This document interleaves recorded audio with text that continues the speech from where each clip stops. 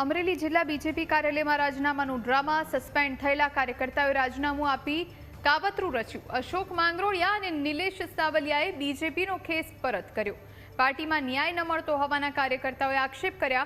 સમગ્ર મામલે બીજેપી મહામંત્રી રાજુ ભૂતૈયાએ ખુલાસો કર્યો. બંને કાર્યકર્તાઓ 19 ડિસેમ્બર 2024થી જ પક્ષમાંથી સસ્પેન્ડ હતા. બીજેપીને બદનામ કરવા માટે જ આ નાટક રચ્યું. ભારતીય જનતા પાર્ટીમાં છેલ્લા ઘણા સમયથી લેટરકાંડ બન્યો ત્યાર પછીના અલગ અલગ વિષયો સાથે ઘણી ગુંગળામણ થતી હતી, ઘણો રાહ જોયો. પોલીસ પાર્ટીએ પ્રશાસને જ્યારે સમરી ફરી છે, મારી 338ની કલમ હટાવી છે, છતાં પણ યોગ્ય ન્યાય મળતો નથી. કોઈને કોઈ સમયે કોર્ટમાં તારીખ પડીને અને નીકળી જાય છે.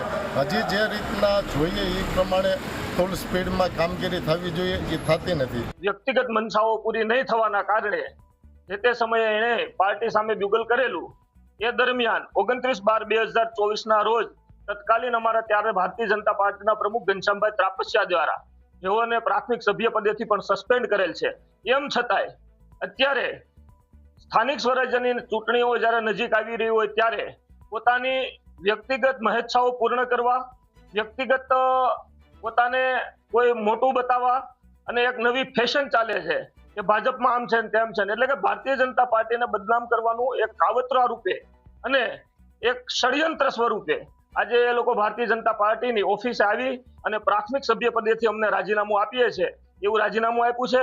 અમે અત્યાર સુધી ભારતીય જનતા પાર્ટીમાં કાર્યકર્તા તરીકે એવું એ કામ કર્યું છે, એ બદલ એમનો આભાર માન્યો છે.